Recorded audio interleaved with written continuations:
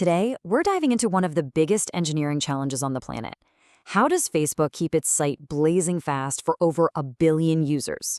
Let's get into it. So let's start with a number. Over 1 billion. That's how many requests their system has to handle every single second.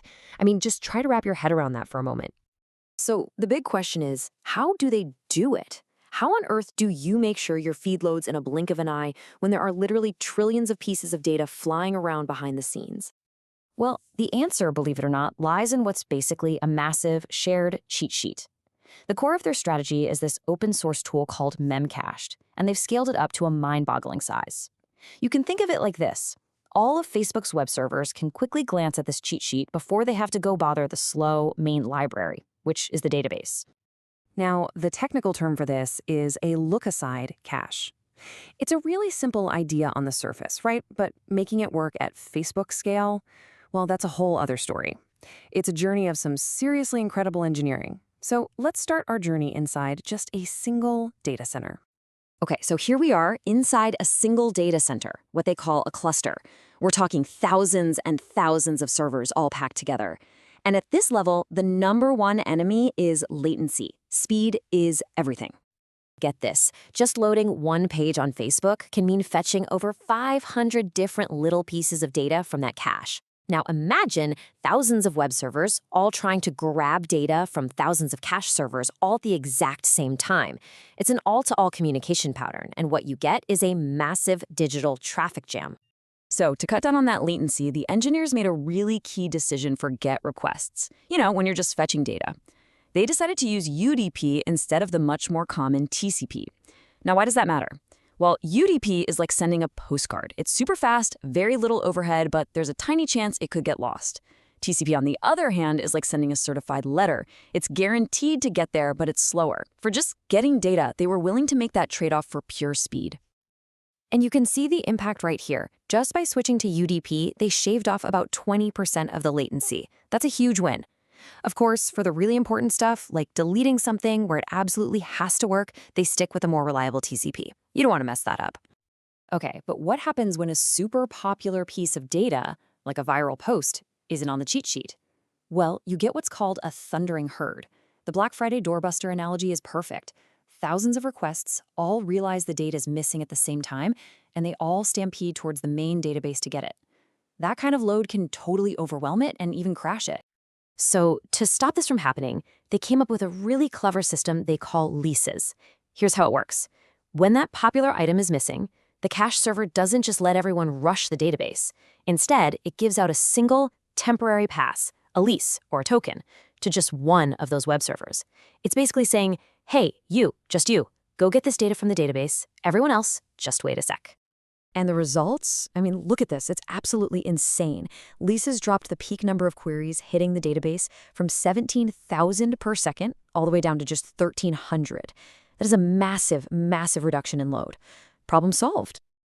All right, so they've got things running smoothly inside one cluster. But what's next? You gotta scale up. To handle even more traffic and, not have all their eggs in one basket, they started grouping these clusters into regions. And now we have a whole new problem. How do you keep the data consistent across all these different cheat sheets? Just think about it for a second. When you update your profile picture or your status, the old version has to be completely wiped from every single cache it might be stored in, across the entire region. How do you possibly coordinate that so it happens instantly and reliably every single time? The answer is something they call the invalidation pipeline. They have this special process running, and you gotta love the name. It's called MSqueal, that basically just sits there and watches the database logs. The second a change is made, MSqueal spots it, figures out what data is now old, and then broadcasts a delete command to all the caches in the region to get rid of that stale data.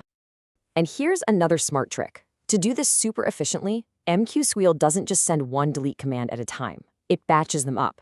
It's a simple change, but look at the payoff. An 18 times improvement in how many deletes they can send in a single network packet.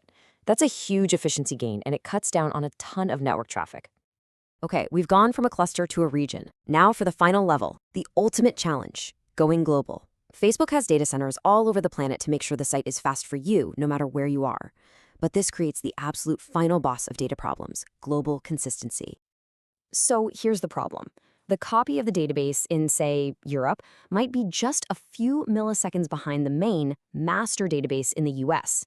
Data replication isn't instant. And if you're not super careful, you could run into a really weird situation where a user updates their profile, hits refresh, and suddenly sees the old information again. Why? Because their request got sent to a replica that hadn't gotten the update yet. That's a bad user experience.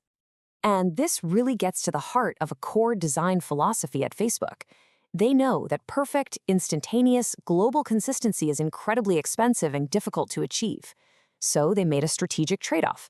They're often willing to accept a tiny, tiny risk of showing slightly stale data if it means they can maintain that insane level of performance and protect their databases from getting overloaded. So to deal with this, they use what's called a remote marker system. It's pretty clever. Before a web server sends a write to the master database far away, it first sets a temporary marker in its local region's cache. Then it sends the update. After that, it deletes the local copy. Now, if any other request in that local region comes looking for that data, it sees the marker and knows, whoa, the local copy might be stale. I need to go get the fresh data directly from the master region. So they trade a little extra latency on that one request for a much higher chance of getting consistent data. So, after this entire incredible journey, from a single cluster to a global network, what are the big takeaways? What did the engineers learn? Well, they boiled it all down to 5 key lessons. These are really powerful principles for anyone building a large system. First up, separate your cache and your storage. That way, you can scale them independently as needed. Next, invest in your operations. Good tools for monitoring, debugging, they're just as important as performance. Third, keep your client simple and stateless. All the logic goes on the server side, which makes it way easier to update and manage everything. Fourth, and this is a big one, always support gradual feature rollouts to minimize any potential disruption. And finally, maybe the most important lesson of all, keep it simple.